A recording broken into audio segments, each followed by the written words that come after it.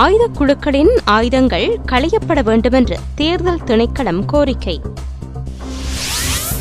மொழிபெயர்ப்பாளர் இல்லாததை காரணம் காட்டி தமிழ் அரசியல் கைதிகளை விசாரணையின்றி தடுத்து வைக்க முடியாது. மாகாண சபை தேர்தல் ஜனநாயக ரீதியில் நடைபெறும் என்று நம்புவதாக அமெரிக்கா அறிவிப்பு. பிரபாகரனின் மரணத்துக்கு கருணாநிதியே காரணம் என்கிறார் விஜயகாந்த்.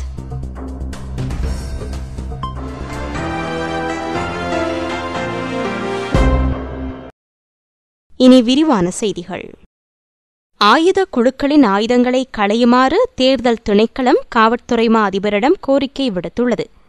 கிழக்கு மாகாணத்தில் சில அரசியல் கட்சிகளுக்கும் நபர்களுக்கும் வழங்கப்பட்டுள்ள ஆயுதங்கள் களையப்பட வேண்டுமென்று காவல்துறை மா அதிபர் NK இளங்கோவனிடம் தேர்தல் திணைக்களம் எழுத்து மூலம் கோரியுள்ளது. ஆளும் ஐக்கிய மக்கள் சுதந்திர கூட்டமைப்பின் ஆதரவாளர்கள் தம்மை ஆயுத முனையில் அச்சுறுத்தி வருவதாக தமிழ் தேசிய கூட்டமைப்பு முறைப்பாடு செய்துள்ளது. இந்த முறைப்பாடு தொடர்பில் கவனம் செலுத்தப்பட்டுள்ளதாகவும் இவ்வாறான சம்பவங்கள் இடம்பெறுவதை தடுக்க நடவடிக்கை எடுக்கப்படும் என்றும் மேலதிக தேர்தல் ஆணையாளர் RMAL ரட்நாயக்க தெரிவித்துள்ளார். தனிப்பட்ட நபர்களுக்கும் ஆயுத குழுக்களுக்கும் ஆயுதம் வழங்கப்பட்டிருந்தால் அவற்றை வாபஸ் பெற்றுக் கொள்ளுமாறு காவல்துறையிடம் ஏற்கனவே கோரியுள்ளதாகவும் அவர் குறிப்பிட்டார். இலங்கையின் சட்டமா அதிபர் அலுவலகத்தில் தமிழ் மொழிபெயர்ப்பாளர்கள் இல்லாததை காரணம் காட்டி தமிழ் அரசியல் கைதிகள் விசாரணையின்றி தடுத்து வைக்கப்படுவது ஏற்றுக்கொள்ள முடியாதது என்று இலங்கையின் தலைமை நீதிபதி ஷிராணி பண்டாரநாயக்க கூறியுள்ளார். போதிய அலுவலர்கள் இல்லாத காரணத்தால் மொழிபெயர்ப்பு நடவடிக்கை தாமதமடைவதாக அரச தரப்பினர் கூறுவதை அனுமதிக்க முடியாது என்றார் அவர். 2010ஆம் ஆண்டு முதல் விசாரணைகள் இன்றி தடுத்து வைக்கப்பட்டுள்ள 3 தாக்கல் செய்த மனுவை விசாரணைக்கு எடுத்துக்கொண்ட போதே அவர் இந்த கருத்தை வெளியிட்டார். வழக்கு தாக்கல் செய்வதற்கு தேவையான ஆவணங்களை தமிழில் மொழிபெயர்ப்பதில் ஏற்பட்டுள்ள கால தாமதம் காரணமாக சந்தக நபர்களுக்கு எதிரான குற்றப்பத்திரிகைகளை சம்பந்தப்பட்ட நீதிமன்றங்களில் தாக்கல் செய்வதற்கு முடியாமல் இருப்பதாக அரச தரப்பில் கூறப்பட்டது. ஆனால் இந்த கருத்தை ஏற்றுக்கொள்ள முடியாது என்று தலைமை நீதிபதி திட்டவட்டமாக தெரிவித்துவிட்டார். தேவையான தமிழ் மொழிபெயர்ப்பாளர்களை உடனடியாக பெற்றுக்கொண்டு பணியில் அமர்த்த நடவடிக்கை எடுக்குமாறும் அரச தரப்புக்கு அவர் உத்தரவிட்டார். இந்த வழக்கின் விசாரணையை ஆகஸ்ட் மாதம் 6ஆம் தேதிக்கு ஒத்திவைத்த உச்சநீதிமன்றம் அன்றைய தினத்துக்கு முன்பு சந்தக நபர்கள் மீதான குற்றப்பத்திரிகைகளை சம்பந்தப்பட்ட நீதிமன்றங்களில் தாக்கல் செய்வதற்கு நடவடிக்கை எடுக்கவும் அரச தரப்புக்கு உத்தரவிட்டது. செப்டம்பர் மாதம் நடைபெறவுள்ள மாகாண சபை தேர்தல்கள் ஜனநாயக ரீதியில் நடைபெறும் என்று நம்புவதாக அமெரிக்கா அறிவித்துள்ளது. சுதந்திரமானதும் நீதியானதுமான முறையில் தேர்தல்கள் நடத்தப்படும் என்று எதிர்பார்ப்பதாக அமெரிக்க தூதரகம் சுட்டிக்காட்டியது. நியாயமானதும் வெளிப்படையானதுமான தேர்தல் பொறிமுறையின் கீழ் மாகாண சபைகளுக்கான தலைவர்களை தெரிவு செய்ய அரசாங்கம் நடவடிக்கை எடுக்கும் என்று எதிர்பார்ப்பதாக தூதரகம் குறிப்பிட்டது. குறிப்பாக கிழக்கு மாகாணத்தில் காத்திரமான முறையில் தேர்தல் நடத்தப்படும் என்றும் அமெரிக்க தூதரக பேச்சாளர் தெரிவித்தார். தமிழீழ விடுதலை புலிகளின் தலைவர் வேலுப்பிள்ளை பிரபாகரனின் மரணத்துக்கு தமிழகத்தின் முன்னாள் முதல்வர் கலைஞர் கருணாநிதியே காரணம் என்று திரைப்பட நடிகரும் தமிழக அரசியல்வாதியுமான விஜயகாந்த் தெரிவித்துள்ளார். இலங்கையில் இறுதிக்கட்ட யுத்தம் நடைபெற்றபோது தமிழகத்தில் கருணாநிதியை முதலமைச்சராக ஆட்சி செய்தார். தமிழ் மக்கள் துயரங்களை எதிர்நோக்கிய தருணங்களில் முதலமைச்சராக கடமையாற்றிய கருணாநிதியும் கூட்டணி மத்திய அரசாங்கமும் நடவடிக்கை எடுக்கவில்லை. இவ்வாறான ஓர் பின்னணியில் டெசோ மாநாட்டின் மூலம் தமிழர் உரிமைகளை பாதுகாக்கப் போவதாக கருணாநிதி அறிவித்திருப்பது நகைப்புக்குரியது. திராவிட முன்னேற்றக் கழகத்தின் தலைவர் கருணாநிதி தமது நிலைப்பாடுகளில் ஸ்திரமாக இருந்தது இல்லை என்றும் அவர் குற்றம் சுமத்தினார். டெசோ மாநாட்டில் தமிழீழம் தொடர்பான தீர்மானம் நிறைவேற்றப்படும் என்று முன்னர் அறிவித்த கருணாநிதி பின்னர் அந்த எண்ணத்தை கைவிட்டுள்ளதாகவும் விஜயகாந்த் சுட்டிக்காட்டினார். முன்னாள் கடற்படை தளபதியும் ஆஸ்திரேலியாவுக்கான தற்போதைய உயர் சாணிகருமான திஸ்ஸர சமரசிங்கவின் முறைப்பாட்டுக்கு அமையவே தமிழ் புகலிட கோரிக்கையாளரான தயான் ஆந்தனி நாடு கடத்தப்பட்டதாக அறிவிக்கப்பட்டுள்ளது. ஆஸ்திரேலிய அரசாங்கம் தமிழ் புகலிட கோரிக்கையாளர்களை ஒருவிதமாகவும் சிங்கள புகலிட கோரிக்கையாளர்களை வேறு விதமாகவும் நடத்துவதாக திஸ்ஸர சமரசிங்க அண்மையில் குற்றம் சுமத்தியிருந்தார்.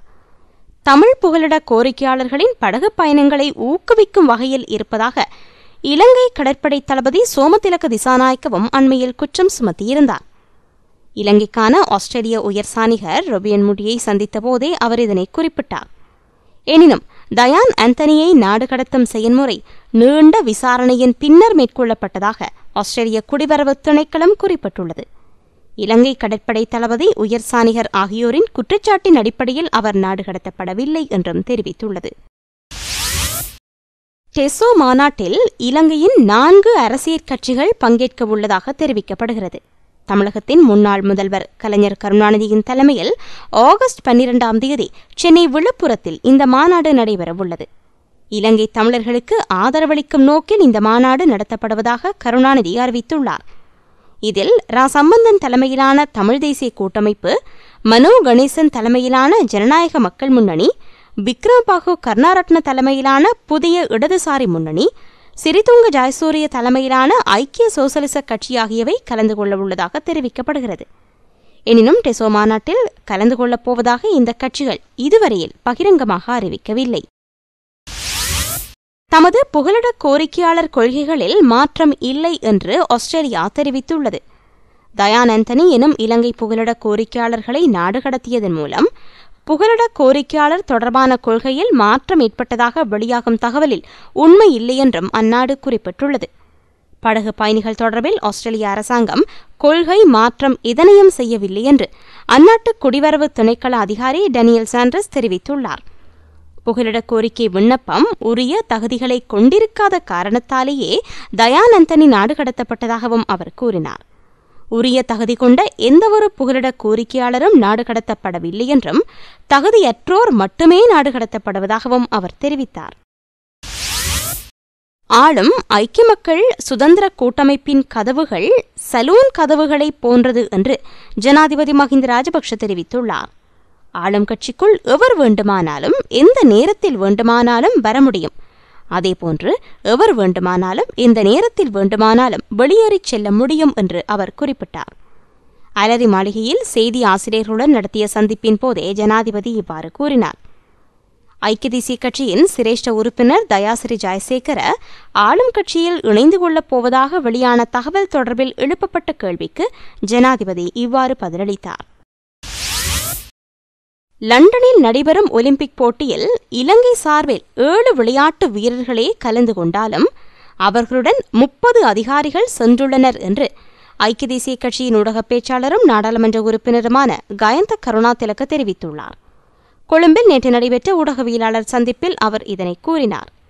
ஒலிம்பிக்கில் கலந்து கொண்டுள்ள விளையாட்டு வீரர்கள் பதக்கங்களை பெறுவது ஒருபுறம் இருக்க, கூடுதல் அதிகாரிகளை அனுப்பி வைத்தமைக்கான தங்கப்பதக்கம் இலங்கைக்கு கிடைக்கும். நாட்டின் தலைமைத்துவம் வழங்கும் முன்னுதாரணத்தை தற்போது கீழ்மட்ட அதிகாரிகளும் கையாண்டு மக்களின் பணத்தை வீண் விரயமாக்கி வருகின்றனர். அரசாங்கத்தின் தூர நோக்கற்ற நடவடிக்கை காரணமாக செய்து கொண்ட ஹெட்ஜின் உடன்படிக்கையால் இலங்கை கோடிக்கணக்கான பணத்தை செலுத்த வேண்டிய நிலைமை ஏற்பட்டது. ஹெட்ஜின் வழக்கில் ஆஜராகப் போவதாக கூறி அரசாங்கத்தின் அரசியல்வாதிகள் வெளிநாடுகளுக்கு சென்றமைக்கான பணத்தையும் நாட்டிலுள்ள அப்பாவி மக்களே செலுத்த வேண்டியுள்ளது என்றும் கயந்த கருணாதிலக்க தெரிவித்துள்ளார். மன்னார் நீதிமன்றத்தின் மீது தாக்குதல் நடத்திய நபரை நீதிமன்றத்தில் ஆஜர்படுத்துமாறு கோரி இன்று நீதிமன்ற பணிகளை புறக்கணிப்பது என்று வடக்கிலுள்ள நீதிமன்றங்களில் பணியாற்றும் சட்டத்தரணிகள் நேற்று தீர்மானித்தனர். இதன் அடிப்படையில் யாழ்ப்பாணம், கிளிநொச்சி, முல்லைத்தீவு, மன்னார், வவுனியா ஆகிய மாவட்டங்களில் உள்ள நீதிமன்றங்களின் பணிகள் வரும் 2ஆம் தேதியே ஆரம்பிக்கப்படவுள்ளன. தாம் 2 கோரிக்கைகளை முன்வைத்துள்ளதாக வடபிராந்திய சட்டத்தரணிகள் தெரிவித்துள்ளனர். முதலாவது, அமைச்சர் ரிஷாத் பதியுதீன் வரும் 6ஆம் தேதி நீதிமன்றத்தில் ஆஜர்படுத்தப்பட வேண்டும். மன்னார் நீதிமன்றத்தின் மீது கல்வீசி தாக்குதல் நடத்திய நபரை சட்டத்தரணிகள் அடையாளம் கண்டுள்ள போதிலும் அவர் இதுவரை கைது செய்யப்படவில்லை என்று சட்டத்தரணிகள் சுட்டிக்காட்டினர். இதனிடையே வழக்கு விசாரணைகளுக்காக நேற்று பெரும் எண்ணிக்கையானோர் நீதிமன்றங்களுக்கு சென்றிருந்தனர். அவர்களின் வழக்குகள் அனைத்தும் ஆகஸ்ட், செப்டம்பர் மாதங்களுக்கு ஒத்திவைக்கப்பட்டன. வரும் 6ஆம் தேதி நீதிமன்றத்தில் ஆஜராக வேண்டிய அமைச்சர் ரிஷாத் பதியுதீன் புனித மக்கா யாத்திரை சென்றிருப்பதால் சட்டத்தரணிகள் இது சம்பந்தமாக கலந்துரையாடி வருகின்றனர். இந்தியா இலங்கை தொடர்பில் கொண்டுள்ள நிலைப்பாட்டில் மாற்றங்கள் ஏற்பட்டுள்ளதா? தமிழகம் இலங்கைக்கு எதிராக செயற்படுவது என்பது பற்றிய கேள்விகளுக்கு பதிலளித்துள்ள ஜனாதிபதி, நாம் அரசாங்கம் என்ற வகையில் இந்தியாவின் மத்திய அரசாங்கத்துடனேயே பணியாற்றி வருகின்றோம். தமிழ்நாட்டில் என்ன செய்தாலும் அது குறித்து குழப்பமடைய தேவையில்லை. காரணம், எல்லா இடங்களிலும் அவ்வாறான முட்டாள்தனமான வேலைகளை செய்பவர்கள் இருக்கின்றனர் என்று கூறினார். இத்துடன் செய்திகள் நிறைவடைந்தன. விரிவான செய்திகளுக்கு globaltamilnews.net எனும் இணையத்தை பார்வையிடவும். வணக்கம்.